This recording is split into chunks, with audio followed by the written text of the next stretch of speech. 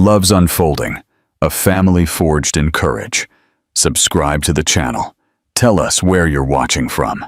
The scorching Guadalajara sun relentlessly beat down on the streets of the Chapalita neighborhood as Elena Flores hurried along with her 3-year-old daughter, Lupita.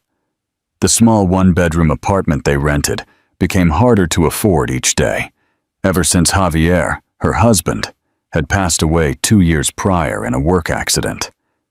The bills piled on the kitchen table were a constant reminder of their precarious situation. "Mama, I'm thirsty," Lupita whined, her curly brown hair sticking to her forehead with sweat. "We're almost there, my love," Elena replied, adjusting the worn backpack on her shoulder. As she opened the door to their modest but impeccably clean apartment, Elena saw the newspaper her neighbor had slipped under the door. In the classified section, an ad stood out. Full-time nanny wanted for 7-year-old twins. Residence in Providencia, excellent remuneration, possibility of live-in accommodation included. Elena's heart raced. The Providencia neighborhood was one of Guadalajara's most exclusive, where elegant mansions rose behind high walls. A position like this would mean a much better salary than she received at the diner where she worked 6 days a week. Gathering her courage, she dialed the number. The male voice on the other end sounded formal and slightly distant. "Sandoval residence." "Good morning.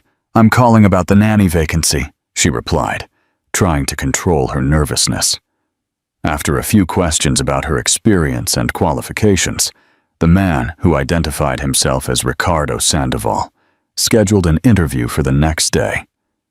When Elena mentioned she would have to bring her daughter, there was an awkward pause before he reluctantly agreed.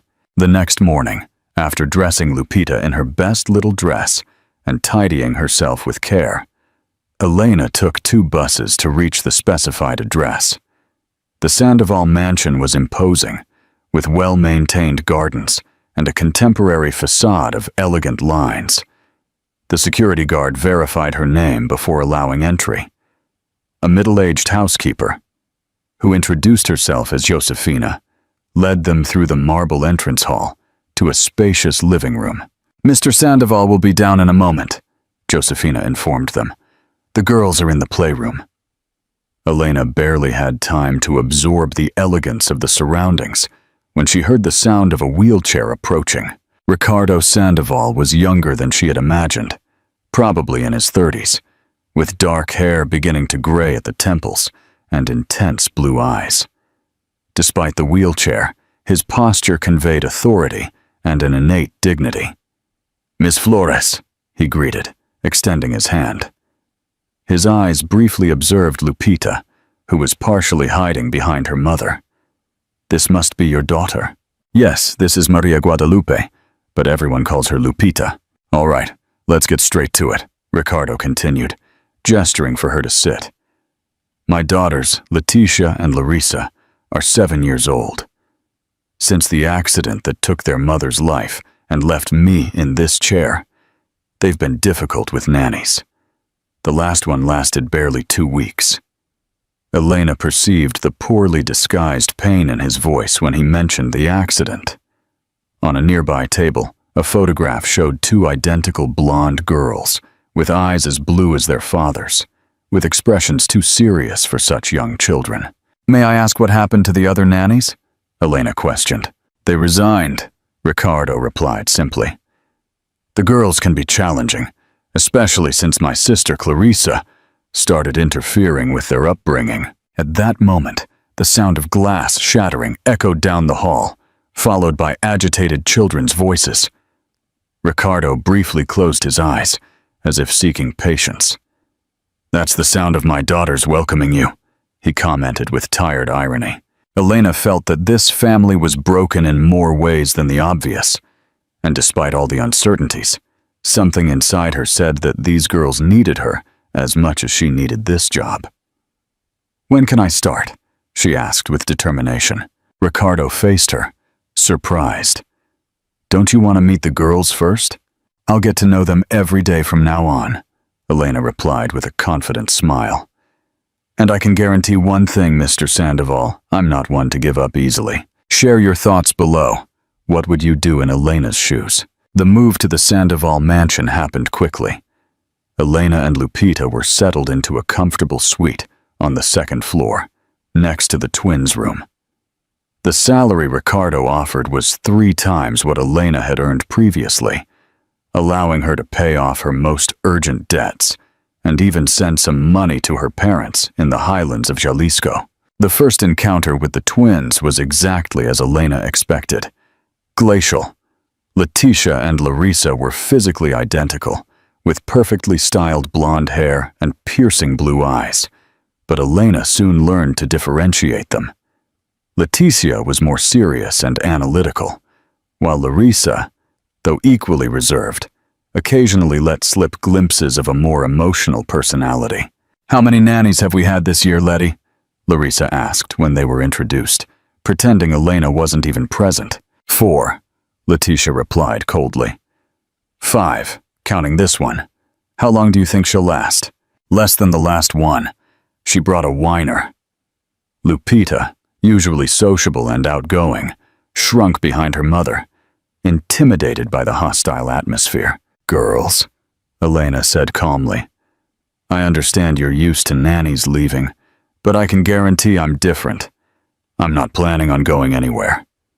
The twins exchanged skeptical glances before returning to their activities, completely ignoring the newcomers. In the following days, Elena discovered the extent of the challenges she would face. The established routine in the house was militarily rigid. The girls woke at 6:30, had breakfast at 8 o'clock, studied with private tutors until noon, and had afternoons packed with scheduled activities like piano, ballet, and swimming. There was no room for spontaneous game or displays of affection. Ricardo was rarely present, always busy with his construction company or locked in his home office. When he did appear for meals, the tension was palpable. The twins became even more silent and contained in their father's presence, as if they feared disappointing him. The first week was marked by small sabotages: salt in the sugar bowl, hidden pillows, Lupita's toys mysteriously disappearing. Elena faced each provocation with calm and firmness, never losing her patience. It was at the end of that week that Elena met Clarissa Sandoval, Ricardo's sister. Tall, elegant, and with the same piercing blue eyes as her brother, but significantly colder, Clarissa emerged during dinner, scrutinizing Elena as if evaluating damaged goods. "So you're the new nanny," she commented, her tone falsely sweet, as she watched Lupita quietly playing with her plate. "Interesting choice, Ricardo, bringing such a young child into a home that needs order and discipline." "Elena has excellent references," Ricardo responded defensively, "and so far, Lupita has been no trouble at all." Of course, Clarissa smiled without any warmth. "I just hope you know what you're doing. After everything that's happened, the girls need stability, not more changes." The way she emphasized the word changes, looking directly at Elena, made it clear that she considered her an unwelcome intruder. Later, when the girls were already in bed, Josefina explained the family dynamic to Elena while helping her put away laundry. "Mrs. Mariana, Mr. Ricardo's wife, passed away in the same accident that left him paraplegic 3 years ago," she recounted quietly. "Miss Clarissa took control of the house while he recovered, and never really gave the reins back. She has very rigid ideas about child rearing. She believes discipline is more important than affection." "And Ricardo allows that?" Elena asked, surprised that a man who seemed so strong had ceded so much control. Josefina sighed. "He changed after the accident. Before, he was a present, loving father. Afterward, it's as if he's afraid to get too close, as if he no longer feels capable of being the father the girls need." That night, Elena lay awake for a long time, thinking about the girls sleeping just a few feet away. Girls who lost their mother tragically, whose father was physically present but emotionally distant, and whose aunt confused discipline with coldness. It was no wonder they were so defensive. "It's not going to be easy," she whispered to herself in the dark, "but these girls need someone who won't give up on them." Like this video if you're rooting for Elena and the girls. Don't forget to comment. After 2 weeks at the Sandoval mansion, Elena began to implement subtle changes. Instead of directly confronting the established rules, she found small openings to introduce moments of lightness and affection into the twins' routine. During study sessions, she created educational games that transformed learning into something enjoyable. In piano lessons, which the girls clearly detested, she interspersed the obligatory classical pieces with more lively popular songs. Little by little, small smiles began to appear on Letitia and Larissa's faces, though quickly concealed when they realized they were being watched. Lupita, with her affectionate and unfiltered nature, unintentionally became a powerful ally. The twins initially treated her with disdain, calling her whiner, but the little girl's persistence in following them everywhere and her unconditional admiration began to break down their defenses. One afternoon, during piano practice, Elena noticed Letitia watching Lupita, who was dancing awkwardly to the music. "She likes it when you play," Elena commented softly. "She doesn't understand anything about music," Letitia replied, but without her usual hostility. "She understands more than you imagine," Elena smiled. "Look how her body moves to the right rhythm. She feels the music, even if she doesn't know the names of the notes or the composers." Letitia observed the little girl for a moment, a thoughtful expression replacing her usual indifference. To Elena's surprise, the girl began to play a simpler, more cheerful melody, watching with evident satisfaction as Lupita clapped excitedly. It was at this exact moment that Ricardo entered the music room, drawn by the unusual sounds. He stopped at the door, observing the scene with an expression difficult to decipher. Surprise, certainly, but also something that looked like nostalgia. "Daddy!" Letitia exclaimed, immediately stopping the music and returning to the classical piece she should be practicing. The change was so abrupt, it pained Elena. His own daughters were afraid to show joy in their father's presence. "Don't stop because of me," Ricardo said, his voice softer than usual. "What you were playing seemed pleasant." "It was just a silly song," Letitia murmured, looking at the keys. "Aunt Clarissa says I should focus on classical pieces." A flicker of something, frustration, regret, crossed Ricardo's face. "Well, I see no problem in varying the repertoire a bit, as long as you also practice what the teacher assigned." The surprised look Letitia gave her father was revealing. How long had it been since he had given her permission to simply be a child? After that small breakthrough, Elena noticed other subtle changes. Ricardo began to appear more frequently during his daughter's activities, still awkward and uncertain, but visibly trying to reconnect. The twins, though still cautious, occasionally allowed themselves small moments of spontaneity in his presence. One night, Elena was tucking Lupita into bed when she heard a gentle tap on the door. She opened it to find Larissa standing in the hallway, hugging a storybook. "Is something wrong, Larissa?" The girl hesitated, clearly uncomfortable. "I wanted to know if I could read a story to Lupita before she falls asleep." Surprised and touched by the unexpected request, Elena opened the door wider. "Of course you can. I'm sure she'll love it." Larissa entered shyly. Lupita, already in her pajamas, beamed a radiant smile at seeing her. "Laurie, did you come to say goodnight?"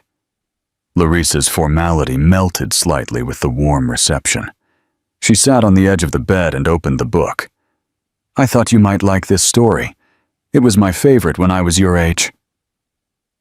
As the girl read, her voice gradually losing its stiffness and gaining expressiveness, Elena watched from the doorway, not wanting to interrupt the moment.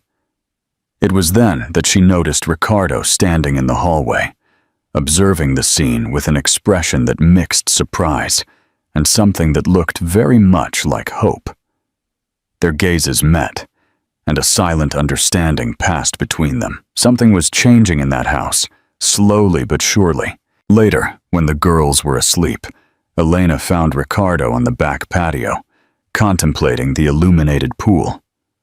"Thank you," he said simply when she approached. "For what?" "For not giving up. 5 nannies before you tried and failed. Or perhaps we failed them." Elena sat in the chair next to him. "Your daughters are wonderful girls, Ricardo. They just need to feel safe to show it." "I noticed you have a background in pedagogy," he commented, surprising her. "Josefina mentioned she saw your diplomas while tidying your things." "Yes, I graduated before Lupita was born. I dreamed of opening my own little school, but life had other plans," he completed. Understanding. Exactly. A comfortable silence settled between them, broken only by the sound of the night breeze in the palm leaves. "What was it like before?" Elena finally asked. "Before the accident." Ricardo took a deep breath, as if gathering courage. "We were happy. Mariana filled this house with music and laughter. The girls were normal children, noisy, sometimes mischievous, but so full of life.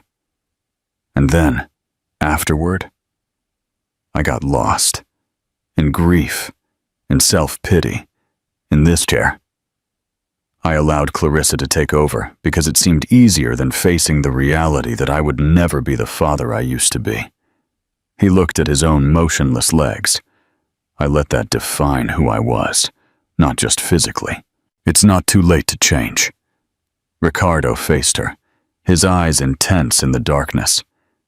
"Do you really believe that? That people can change, start over?" "I believe it," Elena replied with conviction. "Because I myself had to do that when Javier died. Learn to be 2 people for Lupita, mother and father.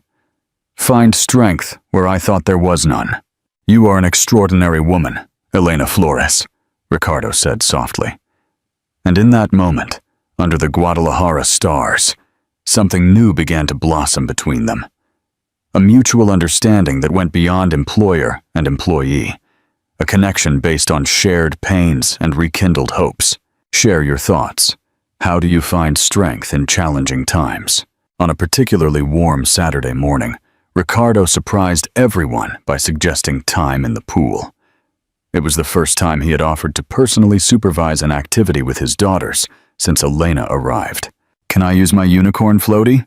Lupita asked animatedly, as Elena applied sunscreen to her little arms. "Of course, darling."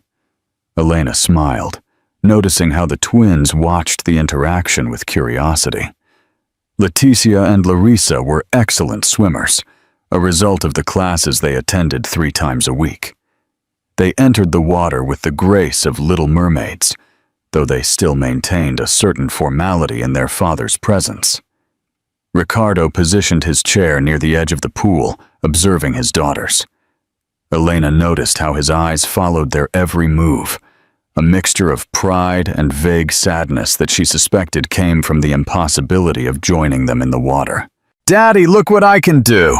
Larissa called out, performing a perfect dive that took her to the other side of the pool. "That was amazing, princess," Ricardo praised, genuine approval in his voice. The praise had a visible effect on Larissa, whose face lit up with a rarely seen smile. Then, both twins competed for their father's attention, showcasing their aquatic skills with growing enthusiasm.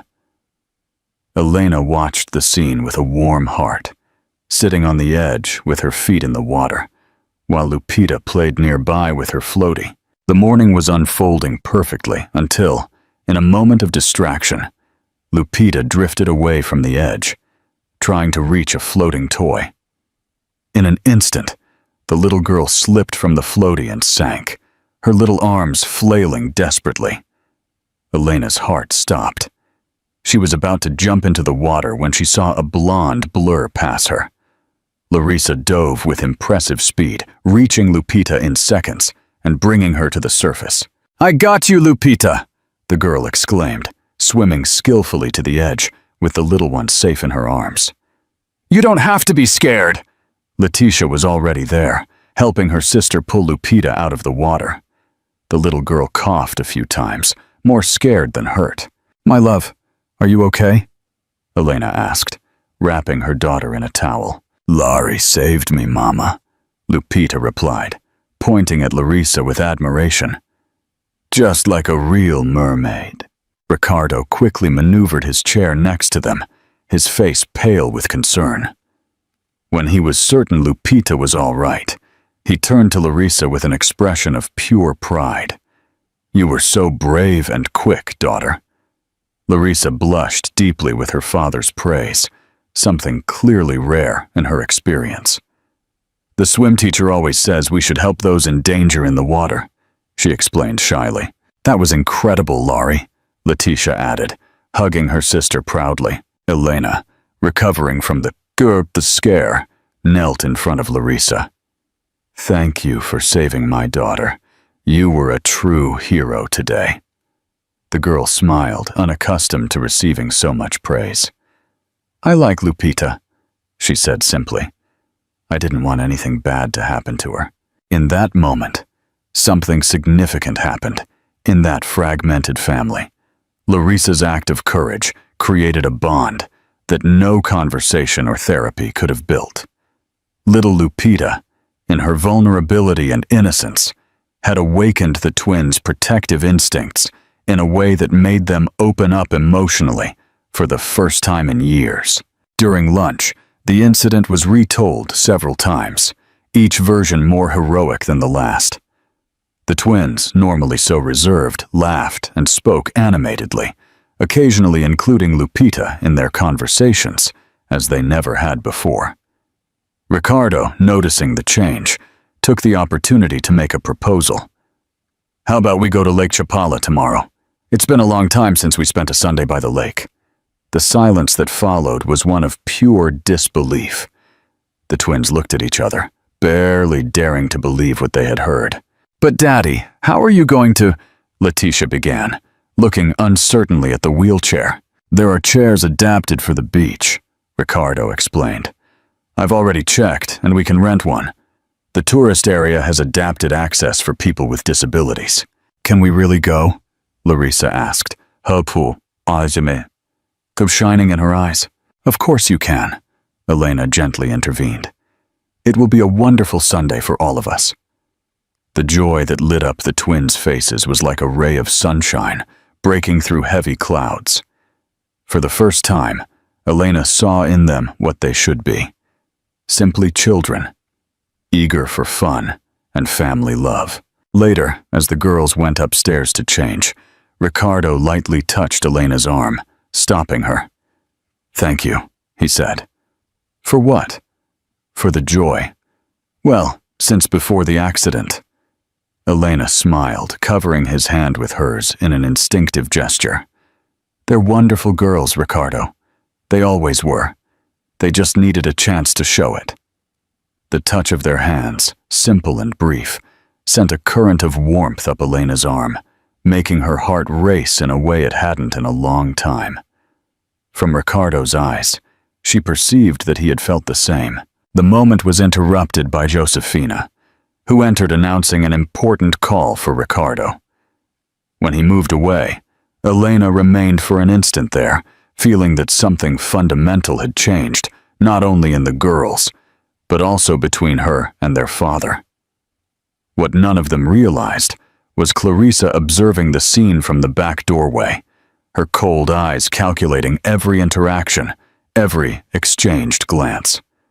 Her face, usually expressionless, briefly contorted into a mask of disgust before she silently retreated, already formulating plans to prevent what she considered a dangerous closeness. Like this video. Comment your thoughts. How can we foster family bonds in difficult times?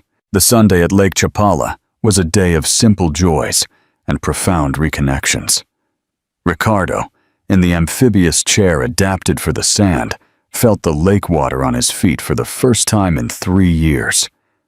The twins, freed from their usual restrictions, ran on the sand, built elaborate castles, and jumped in the waves with contagious happiness. Lupita followed her like a loyal little admirer, now treated as the official group mascot. Elena observed everything with a full heart, taking photos with her cell phone to document these precious moments. In a particularly moving image, she captured Ricardo smiling broadly, holding his daughter's hands at the water's edge, all three with expressions of pure joy. "It was the best day ever," Larissa declared on the way back, her face flushed from the sun and her hair still full of sand, despite Elena's attempts to clean it. "Can we come back next Sunday?" Letitia asked, unusually animated. "We'll see," Ricardo replied, but his smile suggested the answer would be positive. That night, exhausted but happy, everyone slept soundly, except for Elena, who lay awake reliving the day's moments in her mind. Something was changing between her and Ricardo. The glances they exchanged lasted longer and longer. Their nightly conversations, after the girls fell asleep, became more personal and meaningful. A connection was blossoming, as unexpected as it was welcome. The next morning, Josefina woke Elena earlier than usual. "Miss Clarissa is here," she informed quietly. "She asked to speak with you in the library. She seems stern." With a bad feeling, Elena dressed quickly and went downstairs. She found Clarissa impeccably dressed, even at that hour, flipping through documents in a folder. "Good morning, Elena," she greeted with false cordiality. "I hope I haven't interrupted your sleep." "Not at all," Elena replied politely. "How can I help you?" "I'll get straight to the point. I know exactly what's going on between you and my brother, and I know exactly what you're after." "And what would that be?" Elena asked, maintaining her composure. "Financial security, of course. A comfortable life for you and your daughter. It's a cunning plan. A lonely widower, insecure about his physical condition, desperate for affection. A perfect target." The insinuation made Elena's blood boil, but she took a deep breath before responding. "You don't know me, Clarissa. And apparently, you don't know your brother either." Clarissa smiled coldly, opening the folder she held. "Let's just say I did some research on you. For example, the real cause of your husband's death. It wasn't exactly a common accident, was it?" Elena paled. "What are you talking about?" "The police report indicates there was alcohol in his blood. Negligence, disregard for safety rules. The construction company denied full insurance payment, leaving you in financial difficulties. Correct?" Elena's hands trembled. Javier's death was too painful a matter, especially the details she preferred to protect from little Lupita. "That doesn't change anything about who I am," Elena stated firmly. "Perhaps not," Clarissa conceded. "But it changes perception. Imagine how Ricardo would feel knowing you hid that. A man who lost his wife in a car accident, now getting involved with a woman whose husband died due to recklessness. Are you threatening me? I'm offering a dignified way out. Accept a generous financial settlement and leave this house before things get complicated. You'll have security to raise your daughter, and Ricardo will be spared another disappointment." The proposal was so insulting that Elena almost laughed. "Do you really think I can be bought? That I would abandon Letitia and Larissa, who are finally flourishing?" "Then that's how it is," Clarissa concluded coldly. "In that case, you leave me no choice. Ricardo will know everything, not just about your husband, but also about how you manipulated his feelings and the girls." "Do what you think is necessary," Elena replied, standing up. "If there's one thing I've learned, it's that the truth, no matter how painful, always has more strength than manipulation and fear." As Elena left the library, her racing heart contrasted with her unwavering determination. She knew she needed to talk to Ricardo before Clarissa distorted the facts. What neither of them realized was Letitia hiding behind the heavy curtains, having overheard every word of the conversation. With wide eyes, The girl ran to tell her sister what she had just discovered. Subscribe now to follow this family's journey. Your thoughts on Clarissa's revelation? That night, Elena waited for the girls to fall asleep before seeking Ricardo in his office. Her heart beat fast as she gently knocked on the door. "Come in," came the reply, and she found Ricardo behind his desk, reviewing documents. "Can we talk?" she asked, closing the door behind her. Ricardo immediately noticed her tense expression. "Is something wrong? I need to tell you something about my past, about how Javier really died." Over the next few minutes, Elena revealed the complete story. Javier's struggle with alcoholism, how he drank secretly during work hours, how he ignored safety protocols on the fatal day, how the investigation concluded there was negligence and the construction company paid only a fraction of the insurance. "Clarissa found that out," she concluded, "and she threatened to tell you if I didn't leave the house. I wanted you to know from me, not through distorted insinuations." Ricardo remained silent for a moment, processing the information. "Why didn't you tell me before? It's not something I talk about easily. I try to protect the image Lupita has of her father. And frankly, I didn't see how that would be relevant to my job here." "But it is relevant to us," Ricardo replied softly, "to what's happening between us." Elena felt her face warm. It was the first time either of them had openly acknowledged their growing connection. "Yes," she admitted, "and I was afraid that by knowing, you would see me differently." "Elena," Ricardo said, moving his chair closer to her, "we all have complicated stories, parts of our lives that are painful to share. What Javier did doesn't define who you are." The relief she felt at his words was immense. "Thank you for understanding. I also have something to share," Ricardo continued after a moment, "about the accident that took Mariana from me and put me in this chair." He then revealed how, on that fateful night, he and Mariana were arguing in the car about marital problems.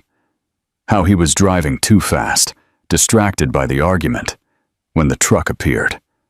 How for years he carried not only grief, but devastating guilt. "That's why I pulled away from the girls," he confessed. "I believed I was an unfit father, that I could hurt them as I had, in my mind, contributed to their mother's death. And Clarissa reinforced that belief. She said I needed structure and discipline to compensate for my failures. At the time, I believed anything that would allow me to function day to day." Elena reached her hand across the table. "You are a wonderful father, Ricardo. You always were. You just temporarily lost touch with that part of yourself." The moment was interrupted by a sound at the door, small footsteps running down the hallway. "The twins," Ricardo murmured, concerned. When they reached the girls' room, they found them sitting on Letitia's bed, huddled together and visibly distressed. "We heard you talking," Letitia admitted when questioned. "About Mom's accident, about you fighting, and about Lupita's dad drinking," Larissa added, her voice trembling. "Aunt Clarissa said bad things to Elena today. We heard." Ricardo and Elena exchanged alarmed glances. The girls had absorbed information that was too complex for their age. "We're scared," Letitia confessed, verbalizing what both felt. "Scared that Elena will leave. Scared that you'll be sad again, Daddy." Ricardo moved his chair closer to the bed, extending his arms to his daughters, who immediately snuggled into him. A gesture of intimacy they hadn't shared in years. "Elena isn't leaving," he promised, looking at her with certainty in his eyes. "And I'll never be that distant father again. What you heard about the accident, those are difficult things, but I want you to know that I loved your mother deeply, even in the difficult times, just as I loved Lupita's father," Elena added, sitting beside them. "People can love each other very much and still have problems, make mistakes." "Do you love Daddy now?" Larissa asked innocently, looking from Elena to Ricardo. The adults exchanged a meaningful glance before Ricardo replied. Yes, darling. We're learning to love each other in a different but equally special way. Then we can be a family? Letitia questioned, hope evident in her voice. Like in the drawing we made. Elena remembered the drawing she found weeks earlier, all holding hands under the title, My Family. Is that what you want? She asked gently. The twins nodded simultaneously. We want you to stay forever, Larissa declared, and for Lupita to be our little sister, and we want Daddy to smile more, Letitia added, surprising the adults with her perception. Like he has since you arrived. The conversation continued until the girls, exhausted from the emotional roller coaster, finally fell asleep. When Ricardo and Elena quietly left the room, they found Clarissa in the hallway, obviously having overheard part of the conversation. We need to talk, Ricardo, she said coldly, privately. In the office, Clarissa wasted no time with pleasantries. You're making a monumental mistake. This woman is manipulating you and the girls to gain access to your fortune. It's so obvious it's painful to watch. Enough, Clarissa, Ricardo interrupted firmly. I know what you did today. Threatening Elena, trying to force her out. That ends now. I'm protecting you as I always have since the accident. You're not controlling. There's a fundamental difference. Ricardo adjusted his chair to face her directly. I'm grateful for everything you did when I couldn't be there for my daughters. But that time is over. I'm taking back control of my life and my daughter's upbringing. Clarissa's expression hardened. And that includes an irresponsible relationship with the nanny. Have you really fallen for that trap? What I feel for Elena is genuine, just as what she feels for me. But even if it wasn't, even if it was just a connection between the girls, that would already be reason enough to support her. Did you see my girls smiling, playing, being children for the first time in years? Discipline and structure? They killed their spirit, Clarissa, Ricardo exclaimed, hitting the table. They turned my daughters into traumatized little adults, incapable of expressing emotions or simply enjoying childhood. What we did to them in the name of protection was cruel, Clarissa, and I won't allow it to continue. Clarissa paled, the mask of control finally cracking to reveal the hurt underneath. I gave everything for this family. I put them first, always. I know that, Ricardo replied, softening his tone. And I will always be grateful. But now I need to ask you to respect my decisions as a father and as a man. If you cannot do that, we will have to redefine your role in our lives. The words hung in the air like an ultimatum. Clarissa straightened, regaining her composure. Very well. You've been warned. When everything goes wrong, and it will, don't say I didn't try to prevent it. With that, she left the office, her heels echoing down the hallway like small explosions of contained rage. When Ricardo left the office moments later, he found Elena waiting in the hallway, clearly tense. Is everything okay? She asked. It will be, he replied, reaching for her hand. Clarissa will need time to accept the changes, but we set new boundaries today, and it was necessary. Elena gently squeezed his hand, feeling that they had overcome the first major obstacle on their path together. However, both knew that other challenges would come.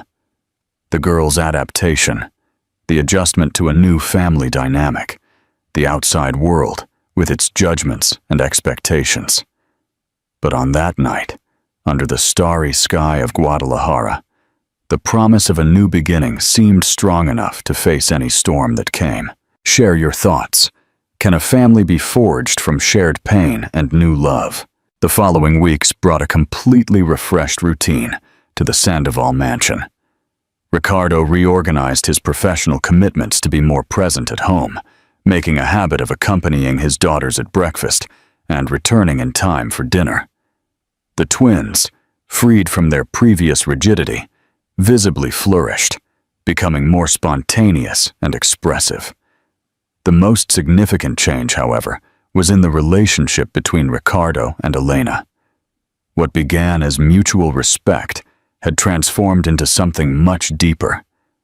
They now shared family moments naturally, exchanged knowing glances throughout the day, and after the girls fell asleep, they talked for hours on the patio under the stars.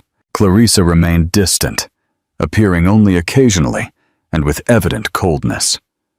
The twins, once so intimidated by their aunt, now seemed almost immune to her presence, turning their attention mainly to their father, Elena, and Lupita. One afternoon, while the girls played in the garden under Josefina's supervision, Ricardo invited Elena for a walk by the lake. It was the first time they would go out alone as a couple. "It's not a very conventional date," he joked, as his driver took them to the Malecon of Chapala, "but I thought you'd appreciate seeing the sunset from here." "It's perfect," Elena replied sincerely. They walked, she beside his chair, along the long lakeside promenade, where palm trees swayed in the breeze and the lake reflected the orange sky of dusk. They stopped for fresh coconut water, watched local artisans working in their stalls, and conversed without the usual interruptions of home life. You know what I'm realizing," Ricardo commented, as they watched fishing boats returning on the horizon. "That I haven't felt this way in a long time, simply present, in the moment, not thinking about the past, or worrying about the future." "I understand perfectly," Elena agreed. After Javier died, every day was just about surviving, making sure Lupita had the basics. There was no room to simply live. He took her hand, a gesture that was becoming more and more natural between them. "You changed everything, Elena. For me, for the girls. You brought life back into our home. I didn't do anything alone. You were ready for change, Ricardo. I just, perhaps, was the catalyst. Much more than that," he gently disagreed. "You showed me that my physical limitations don't define who I am as a father or as a man. You made me rediscover parts of myself I thought were lost forever." As the sun sank into the lake, painting the sky in shades of pink and gold, Ricardo turned his chair to face her directly. "Elena, I know it may seem soon, that we're still getting to know each other, but I'm certain of what I feel. I'm in love with you. Completely, irrevocably in love." The declaration, though somewhat expected, made Elena's heart race. "Ricardo, You don't need to answer now," he gently interrupted. "I know there's a lot to consider. You still carry Javier in your heart, just as I carry Mariana in mine. We are two people marked by loss, responsible for children who depend on us. It's not a simple situation." "Nothing worthwhile is ever simple," Elena replied, repeating words he himself had once used. "And the truth, Ricardo, is that I'm also in love with you, in a way I didn't think was possible again." The smile that lit up his face was like a sunrise, full, radiant, transformative. Gently, he pulled her closer, and there, under the purple sky of Guadalajara, they exchanged their first kiss, a kiss that carried promises of healing, of new beginnings, of a future neither of them had imagined possible just a few months ago.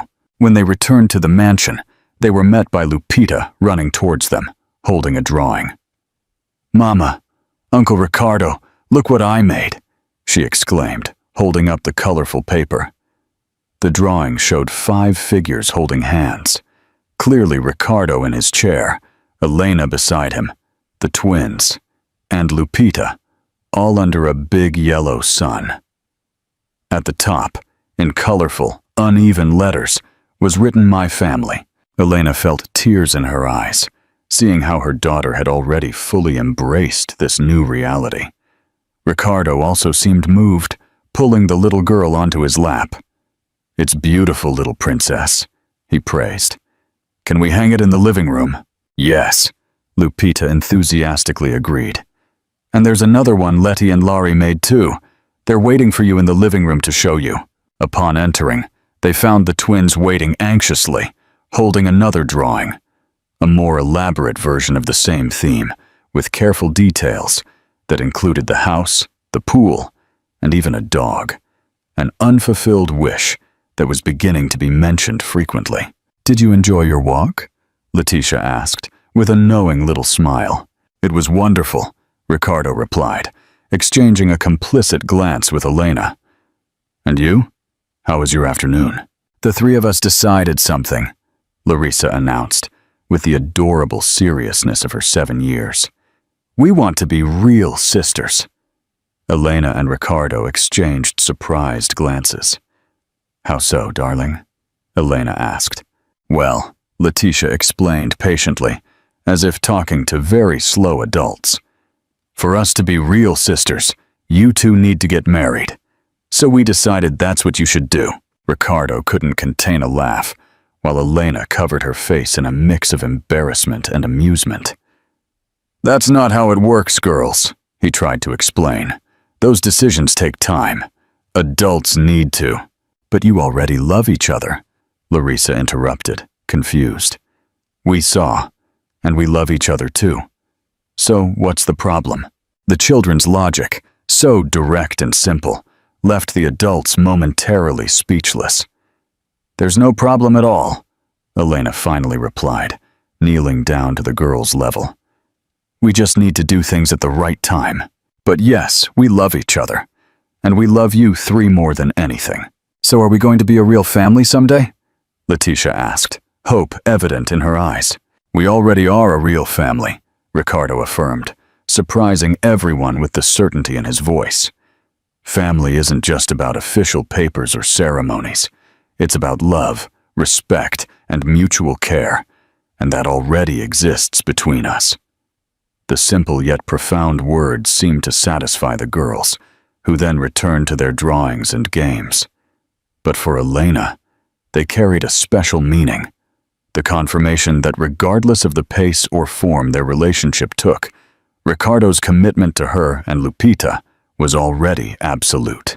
That night, after the girls were in bed, they sat on the patio as usual, but with a new intimacy, their fingers intertwined comfortably. "About what the girls said," Ricardo began. "I want you to know, there's no pressure. We can take this at our own pace." "I know," Elena smiled, "but they're right about one thing. We're already a family, aren't we? In a way, none of us could have foreseen when we met." "In the best way possible," he agreed, leaning in to kiss her softly under the starry sky of Guadalajara. The next month passed like a happy dream for everyone in the Sandoval mansion. The changes that had started shyly now blossomed fully. The twins laughed loudly through the hallways. Ricardo actively participated in all family decisions, and Elena and Lupita felt completely integrated into the home. One of Ricardo's greatest joys was seeing how his daughters gradually shed the rigidity and formality Clarissa had imposed on them. Letitia, once so serious, now smiled more frequently, and occasionally even allowed herself moments of childlike mischief. Larissa, who had always feared making mistakes, now experimented with new hobbies with enthusiasm, from drawing to gardening, fearless of failure. Lupita, for her part, thrived with the attention of her older sisters, absorbing their knowledge and manners like a sponge. It was common to find her trying to imitate the way Letitia organized books, or how Larissa styled her hair. One afternoon, while Elena tidied the girls' room, she found a carefully written list in Letitia's handwriting. Things families do. Sunday walks, eat dinner together. Every day, read bedtime stories, take photos on special dates, have a pet. The last item was circled several times and followed by multiple exclamation points. Elena smiled, realizing that this particular wish had been mentioned with increasing frequency. That night, during dinner, she decided to address the matter. "I found an interesting list today," she casually commented. It seems someone at this table is very interested in having a pet. The twins exchanged knowing glances before Larissa gathered her courage. We always wanted a dog, she admitted. But Aunt Clarissa said animals bring dirt and mess, and that we wouldn't be responsible enough, Leticia added. I always had dogs when I was a kid, Ricardo commented, his gaze distant with memory. Mariana and I talked about adopting one before. Well, before the accident. I want a puppy too. Lupita joined the chorus, clapping excitedly. Elena looked at Ricardo, a silent question in her eyes. He smiled, nodding slightly. Well, I think we could consider the possibility, Elena suggested. But having an animal is a big responsibility. We'd need to set clear rules about who would do what to care for it. The three girls' eyes shone with renewed hope. We can research different breeds, Leticia suggested, always the planner. And we can visit the animal shelter, Larissa added. Josefina said there are many puppies waiting for families. How about we do that next weekend? Ricardo proposed, receiving enthusiastic shouts of approval, while the girls animatedly discussed names and breeds. Ricardo discreetly held Elena's hand under the table. This is going to be chaotic, you know, he murmured with a smile. Life with children always is, she replied. But happy chaos is much better than sad order, don't you think? The comment hit him deeper than she could imagine. For years, he had allowed Clarissa's obsession with order and control to suffocate his daughter's natural joy. The simple wisdom in Elena's words illuminated even more clearly the mistake he had made. 2 days later, as Elena helped the girls with research on dog breeds suitable for apartments, already anticipating that they might eventually move to a more modest place, Josefina entered the study room with a worried expression. Miss Elena, there's a lawyer in the reception room. He says he needs to speak with you urgently. Confused and slightly alarmed, Elena asked Josefina to stay with the girls and headed to the reception room. There she found a middle-aged man in a formal suit, who introduced himself as Clarissa Sandoval's legal representative. Miss Flores, he began after formal greetings, I'm here to discuss a delicate matter. My client is concerned about her niece's well-being and about certain changes in the family dynamic that may be harming their development. What exactly are we talking about? Elena asked, maintaining her calm despite the alarm ringing in her mind. Miss Sandoval believes your romantic involvement with Mr. Ricardo is creating an improper situation, considering your position as an employee in this house. Furthermore, she has evidence that the girls are being deprived of the necessary educational structure and discipline for their proper development.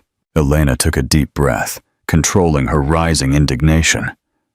Mr. Mendez, with all due respect, the relationship between Ricardo and me is consensual and adult. As for the girls' education, all decisions are made by their father, who has full and complete mental and legal custody. I understand your position, the lawyer replied with false sympathy. However, my client is considering requesting a judicial evaluation of the situation, possibly seeking shared custody of her nieces. The shock of the threat was like a punch to the stomach. Based on Mr. Sandoval's history of emotional instability after the accident, documented by several professionals during his recovery, and on the legitimate concern that his physical condition limits his ability to adequately raise 2 active girls. The calculated cruelty behind the strategy left Elena momentarily speechless. To use Ricardo's wheelchair against him was too low even for Clarissa. That's absurd, she finally managed to say. Ricardo is an extraordinary father, completely capable, and the girls have never been happier and healthier. These are matters for a judge to evaluate, Miss Flores. The lawyer stood up, smoothing his impeccable suit. I'm simply here as a professional courtesy, to suggest that it might be in everyone's best interest to find an amicable agreement before things escalate to the judicial level. My client would be willing not to proceed with the case if certain changes were implemented. What kind of changes? Elena asked, though she already suspected the answer. A return to the previous educational structure, and naturally the end of your personal involvement with Mr. Sandoval, ideally with your departure from this residence. Blackmail, in other words. The lawyer smiled coldly. I prefer to call it preemptive negotiation. Think about it, Miss Flores. A custody battle can be extremely traumatic for children, especially those who have already suffered significant losses. After the lawyer left, Elena remained in the room, trembling with indignation. The idea that Clarissa would use her own nieces as pawns in her power play was revolting. Worse still was thinking about the impact a court case would have on the twins, who were finally beginning to heal from their previous traumas. When Ricardo returned from work that afternoon, she waited for him in the office to share what had happened. She wouldn't do that, he initially said, incredulous. Use my paraplegia against me in court. Not even Clarissa would stoop that low. The lawyer seemed quite confident, Elena replied sadly. Ricardo ran a hand over his face, frustration evident. What does she want, after all? Control? Power? The girls were never a priority for her. They were just extensions of her obsession with perfection and order.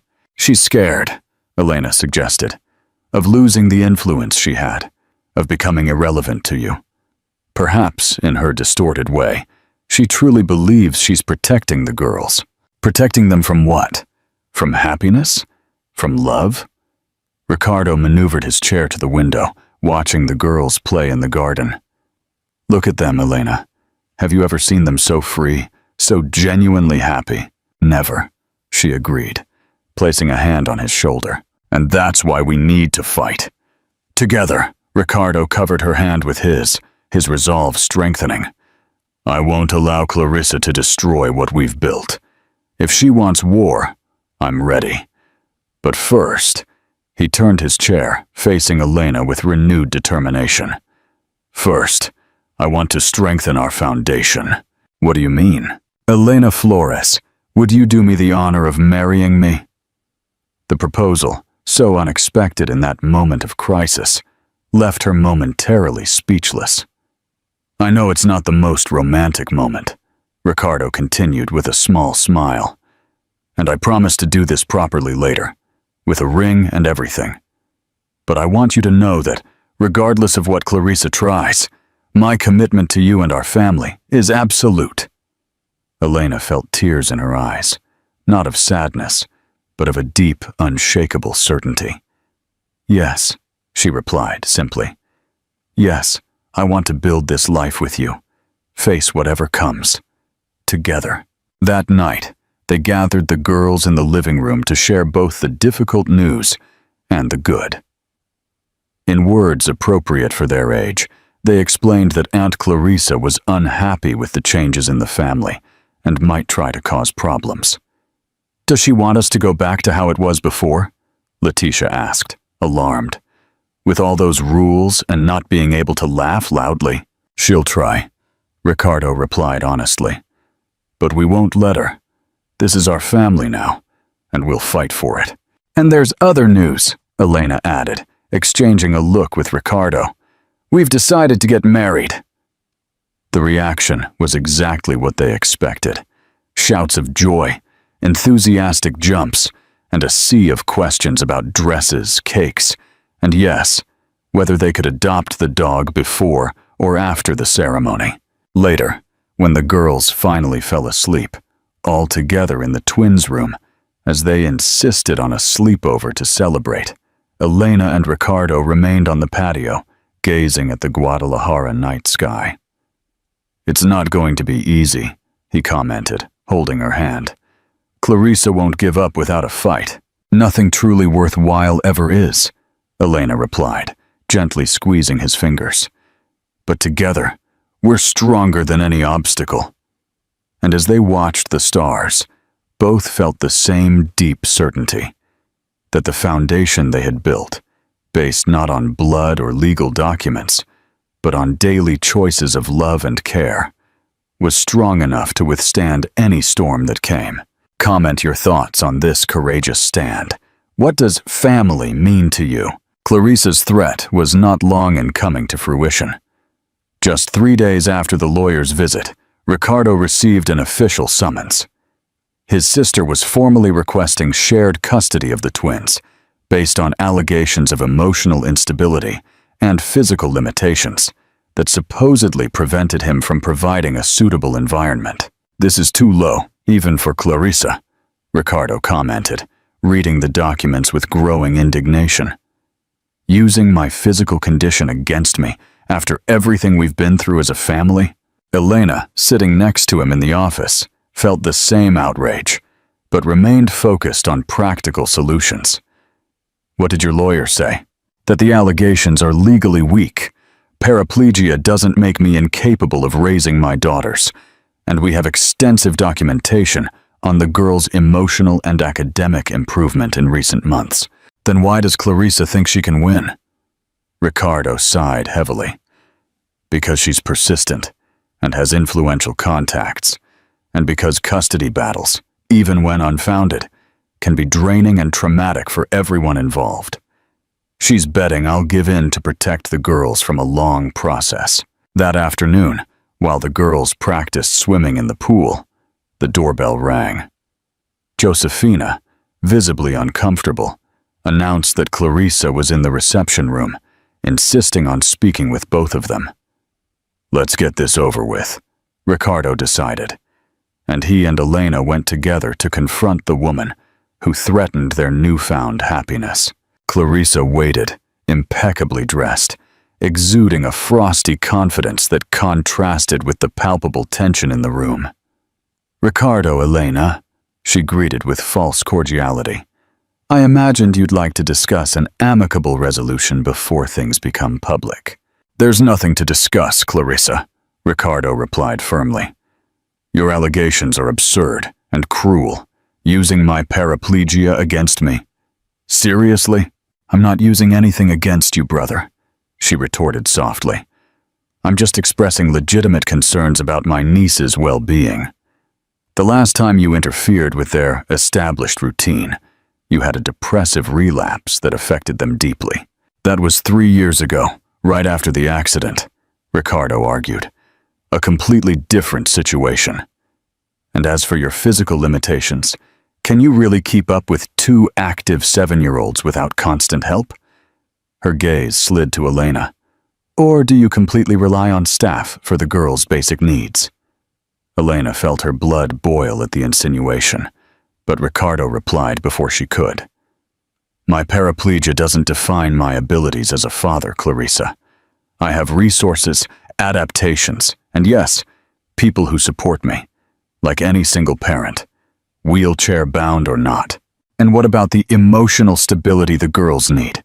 Clarissa continued, ignoring the argument.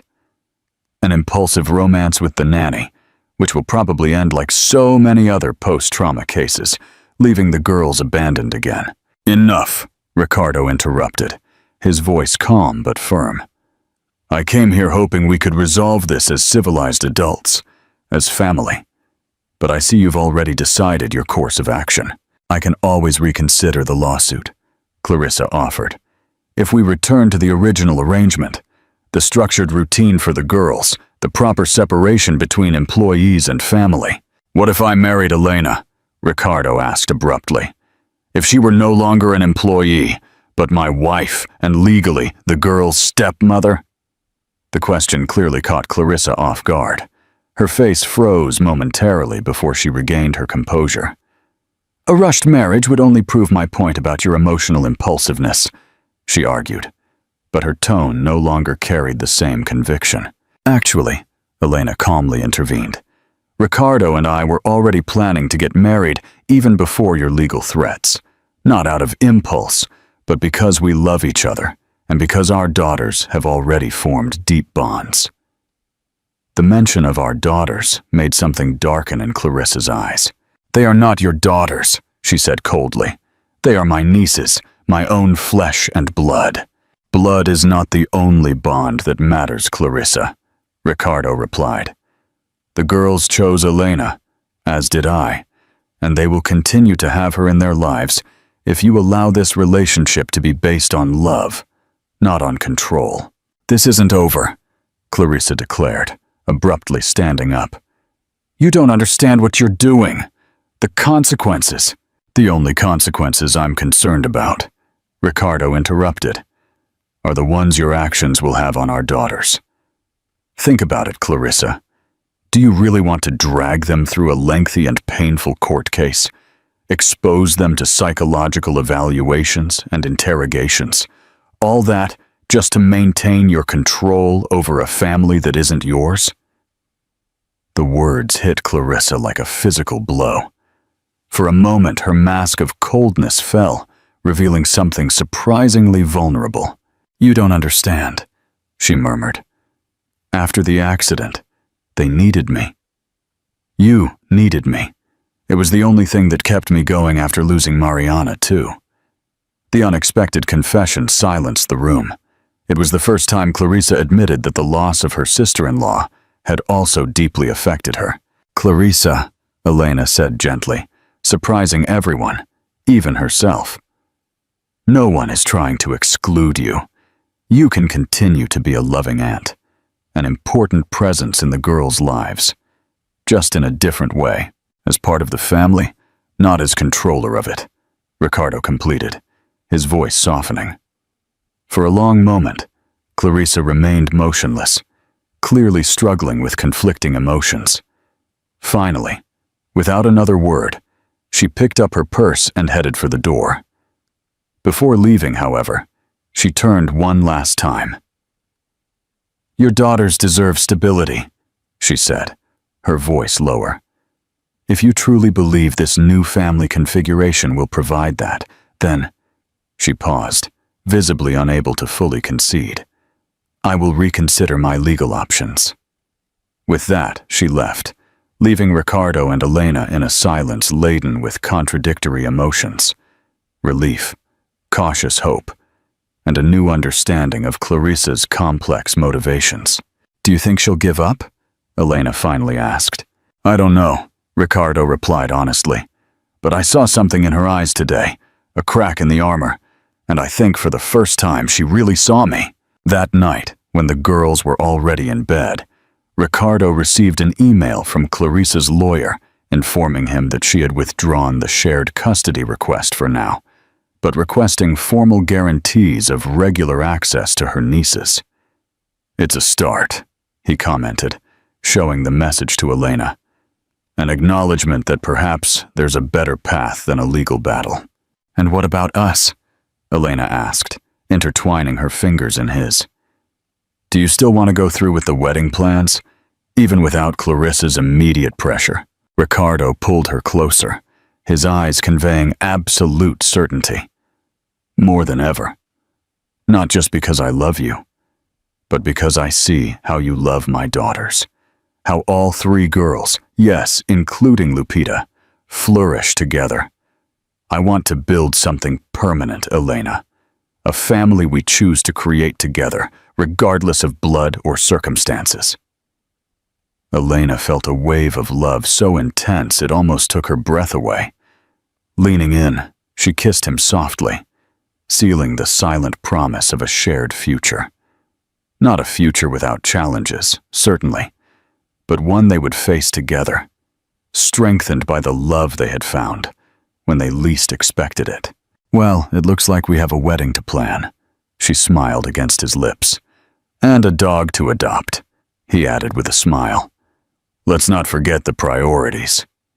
The shared laughter that followed carried the lightness of renewed hope, the certainty that, even in the most difficult moments, they had found something precious and rare. A second chance at love, a new definition of family, and the courage to build something beautiful from the ashes of the past. Like this video if you believe in the power of forgiveness and new beginnings. In the weeks that followed, the Sandoval mansion was filled with wedding preparations. Ricardo and Elena had decided on a simple but meaningful ceremony to be held in their own garden, with just close friends and family. The twins and Lupita enthusiastically got involved in the planning, offering suggestions on flowers, music, and especially the special role they would play as flower girls. One afternoon, while discussing final details with the decorator, Ricardo received a call that instantly changed his expression. "What? When?" he asked, his face paling. "We're going there now." Hanging up, he turned to Elena with a grave expression. "Clarissa was in a car accident. She's at the civil hospital." Leaving Josefina with the girls, they immediately went to the hospital. On the way, Ricardo explained that according to doctors, Clarissa had lost control of her car on a curve of the road to Chapala, colliding with the road divider. Her injuries were serious, but not fatal. At the hospital, they found her in a private room, connected to monitors, and with her right arm and leg in casts. Despite her injuries, she maintained her usual dignified posture, though her eyes revealed the vulnerability her demeanor tried to hide. "You didn't need to come," she said when they entered, her voice weaker than usual. "It was just a silly accident." "Your family, Clarissa," Ricardo replied simply, maneuvering his chair closer to the bed. "Of course we'd come." Something in the term family, or perhaps in the genuine concern on her brother's face, seemed to break a barrier in Clarissa. Unexpected tears filled her eyes, which she quickly tried to conceal. "The doctors say I'll be discharged in a few days, but I'll need care for a few weeks. I've already contacted a private nurse to—" "You'll come to our house," Elena firmly interrupted, surprising both Clarissa and herself. "We have plenty of space, and Josefina can help with your care." "I can't accept that," Clarissa weakly protested. "After everything." "Exactly because of everything," Ricardo insisted. "It's time to heal old wounds, Clarissa. All of them." The silence that followed was charged with unspoken emotions: regret, hope, the slow dismantling of defenses built over years. "The girls asked about you," Elena commented softly. "They were worried when they heard about the accident." Even after how I treated them?" Clarissa asked, her voice trembling slightly. "Children have an incredible capacity to forgive," Elena replied with a gentle smile. "Especially when they know they are loved, even if the love is expressed in complicated ways." 3 days later, Clarissa was settled into one of the guest suites at the Sandoval mansion. The children, initially excited, then began to visit their aunt's room, bringing drawings, telling school stories, and occasionally even letting Lupita take care of her, which usually meant awkwardly arranging pillows and offering water with the seriousness of a miniature nurse. To everyone's surprise, Clarissa responded with patience and gradually with increasing affection. It was as if physical vulnerability had broken down emotional barriers that years of arguments had failed to penetrate. One night, as Elena helped Clarissa settle in for sleep, the older woman suddenly gripped her arm.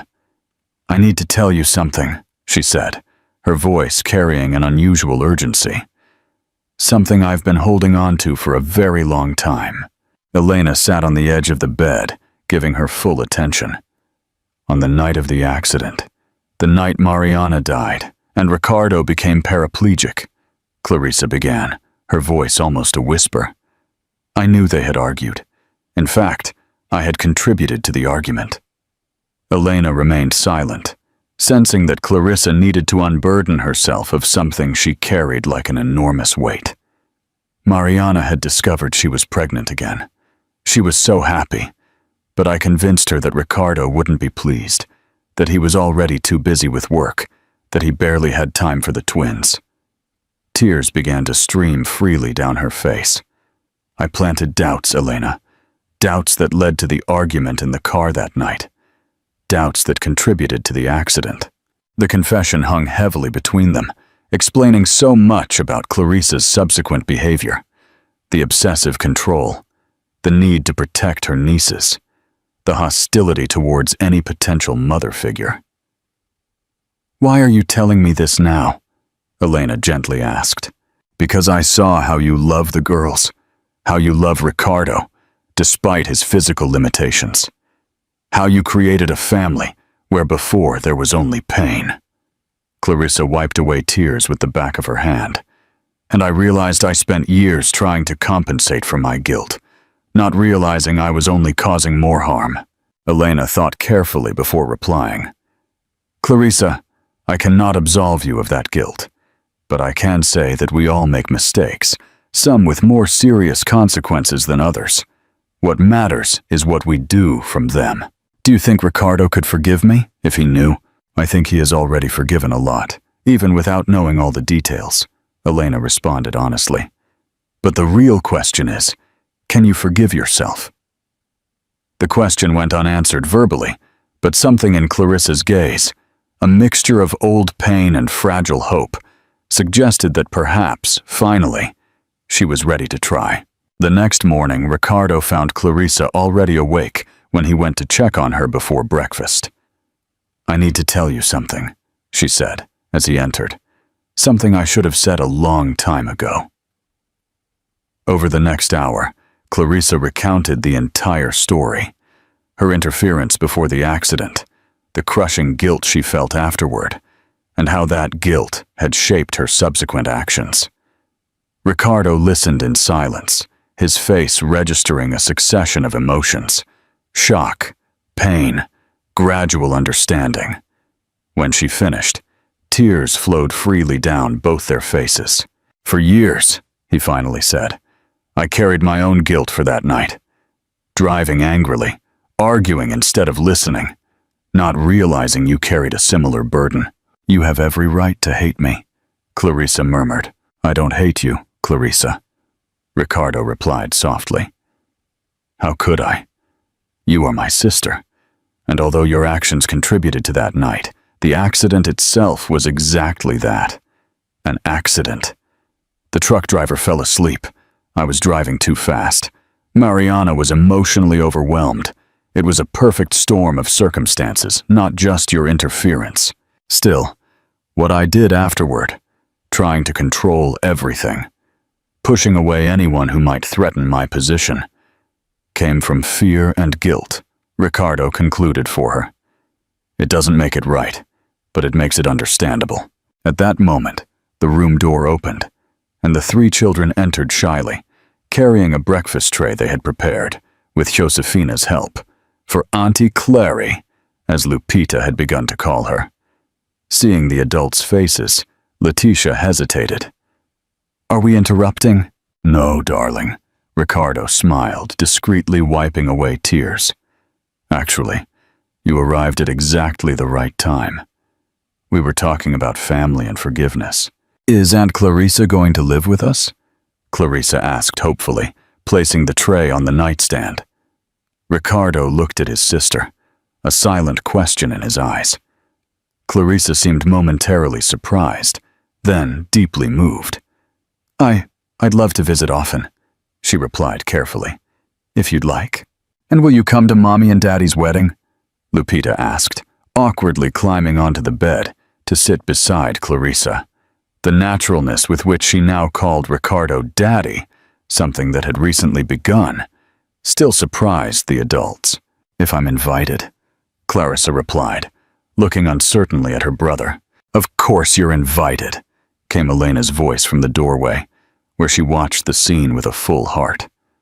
In fact, if you're recovered in time, we'd like you to be our maid of honor. The invitation, as unexpected as it was sincere, deeply touched Clarissa. For the first time in many years, a genuine smile lit up her face, softening her features and revealing vestiges of the young woman she was before tragedy and guilt hardened her heart. It would be an honor, she replied simply, as the children chatted animatedly about the wedding preparations, now including their aunt's special participation. The adults exchanged meaningful glances, not of total resolution, for some wounds were too deep to heal completely, but of a new understanding, and perhaps more importantly, of a path forward that included everyone. That night, when the children were in bed and Clarissa was resting, Ricardo found Elena on the patio, their usual refuge for important conversations. Did you know, he asked, About what Clarissa told me? She told me last night, Elena confirmed. I believed I should hear the rest directly from her. Ricardo took Elena's hand, his eyes reflecting the soft starlight. When I think of everything that happened to bring us to this moment, the tragedy, the pain, the mistakes, the second chances, it seems almost impossible. Or perhaps, Elena gently suggested, it's exactly how it should be. Not the painful events themselves, but the path we choose from them, the people we decide to be, despite everything. Ricardo smiled, recognizing the profound truth in her words. Do you know what impresses me most about you, Elena Flores? Your ability to transform even the most difficult experiences into opportunities for growth and healing. I learned that from Lupita, she replied with a smile. Children have incredible resilience, an ability to find joy even in the most challenging circumstances. We adults just need to observe and learn. As they conversed under the starry Guadalajara sky, both felt they had passed a final test, not just of their love for each other, but of their collective ability to build a family based on truth, forgiveness, and genuine acceptance. A family not defined by blood or by the absence of conflict, but by the conscious choice to love, despite the imperfections and wounds they all carried. And that, perhaps, was the greatest victory of all. Share your thoughts below. What does true family mean to you? The wedding day dawned with a perfectly blue sky over Guadalajara. The Sandoval Mansion's garden had been transformed into a fairy tale setting, with arches of white and blue flowers, delicate ribbons swaying in the breeze, and a central aisle created between white chairs, carefully arranged. In the main suite, Elena was finishing getting ready with the help of Josefina and a professional makeup artist. Her dress, an off-white with lace details, was elegantly simple, like herself. "You look beautiful, Mama," exclaimed Lupita, who was already wearing her flower girl dress, a miniature version of her mother's gown. "Thank you, my love. You look dazzling, too," Elena replied, adjusting the crown of tiny flowers in her daughter's hair. A soft knock at the door announced the arrival of Letitia and Larissa, also dressed as flower girls, their blonde hair styled in elaborate braids intertwined with flowers. "Wow," Larissa exclaimed upon seeing Elena. "You look like a real princess." "Daddy's going to be speechless," Letitia added with adult seriousness. The twins had blossomed remarkably in recent months. Letitia, always the more serious and analytical, now smiled more frequently, and occasionally even allowed herself moments of childlike mischief. Larissa, for her part, had developed a confidence she previously lacked, expressing her thoughts and feelings without the constant fear of judgment. Another knock at the door revealed Clarissa, surprisingly elegant, even with her arms still immobilized after the accident. Wearing a teal dress that complemented her eyes, she looked younger and lighter than at any time since Elena had met her. "You are absolutely radiant," Clarissa commented, approaching to adjust Elena's veil. The gesture, so unexpectedly affectionate, symbolized the gradual transformation in their relationship. They weren't exactly friends. Perhaps they never would be entirely, but they had found a mutual respect based on understanding and shared love for the same family. "Thank you for being here today," Elena responded sincerely. "It means so much to all of us." A small smile touched Clarissa's lips. "Who would have thought, right? A few months ago I was trying to kick you out of this house, and now I'm helping you officially become part of it." Elena completed with a wry smile. The children, absorbed in their own excitement, didn't notice the moment of connection between the women, but Josefina, discreetly observing from the other side of the room, felt her eyes well up. Having witnessed the entire journey from the beginning, she perhaps best understood the magnitude of that transformation.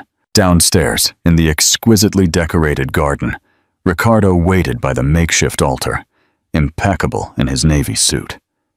Beside him, Max, The golden retriever the children had adopted from the local shelter 3 weeks prior, sat obediently, wearing a bow tie matching his new owner's suit.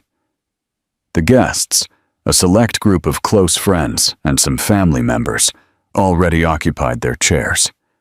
Among them were Elena's parents, who had traveled from the Highlands, still visibly amazed by the scale of the mansion and the fairy tale their daughter's life had become. When the soft music began to play, everyone turned to the start of the aisle. First came the 3 flower girls, Letitia, Larissa, and Lupita, scattering white rose petals along the path with radiant smiles. Then, to everyone's surprise and emotion, Clarissa slowly walked down the aisle. And then, finally, Elena emerged, radiant in her white dress, escorted by her father. The expression on Ricardo's face as he saw her was one of pure admiration and love. When she reached the altar, he held her hands in his eyes conveying more than any words could express. The ceremony was simple and deeply moving. When it was time for the vows, Ricardo spoke first. "Elena, when you first entered our home, you brought light to a place that had become somber. I promise to love you and Lupita every day of my life, to be the father she deserves and the partner you chose. Our family was not born of blood, but of the daily choice to love, despite the scars we all carry." With tears in her eyes, Elena replied, "Ricardo, you taught me that new beginnings are possible, that families can be built in many ways. I promise to stand by you in all challenges, to love your daughters as my own, and to build with you a home where everyone can flourish, being exactly who they are." When the rings were exchanged and the celebrant declared them husband and wife, applause and tears of joy filled the garden. The 3 children ran to hug the newlyweds, forming a perfect circle of love and belonging. 6 months after the wedding, the Sandoval Flores family was gathered on the mansion's patio, enjoying a sunny Sunday afternoon in Guadalajara. Ricardo and Elena watched the children playing in the garden with Max, the Labrador, who had become an indispensable member of the family. "Who would have imagined we'd get here?" Ricardo commented, holding his wife's hand. "When you showed up for that interview, so determined despite all the warnings, the universe has an interesting way of guiding us exactly where we need to be," Elena replied with a smile, watching how Letitia now taught Lupita to play ball, with a patience that would have been unthinkable months earlier. The changes in the children were remarkable to anyone who knew them before. The twins, once so reserved and formal, now laughed freely, wore colorful clothes instead of severe uniforms, and occasionally even allowed themselves small, age-appropriate mischief. Lupita, for her part, had become more confident, absorbing the knowledge and affection of her older sisters like a sponge. Even Clarissa had found a new balance. After fully recovering from the accident, she decided not to return to her old apartment, but to buy a house near the lake, where she hosted her nieces for occasional weekends. Her relationship with Ricardo had healed significantly, and with Elena, she had developed a mutual respect that, if not exactly friendship, was certainly a functional family alliance. "Daddy, Mommy, come see what Max learned," Larissa called enthusiastically, gesturing to them. Ricardo skillfully maneuvered his chair onto the lawn, with Elena walking beside him. Together, they watched the dog perform the new trick the children had taught him: shake a paw, roll over, and play dead. All in sequence. "Impressive," Ricardo praised, petting the animal's head. "You're excellent trainers." "It was Lupita who taught him the playing dead part," Leticia proudly informed. "She has so much patience." "Just like Mama," Larissa added, looking at Elena with admiration. These small demonstrations of love and acceptance still deeply moved Elena.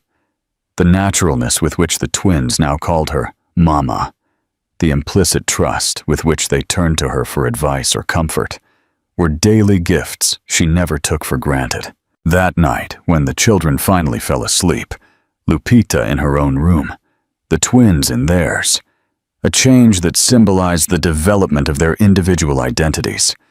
Ricardo and Elena shared a moment of tranquility on the patio, under the Guadalajara stars.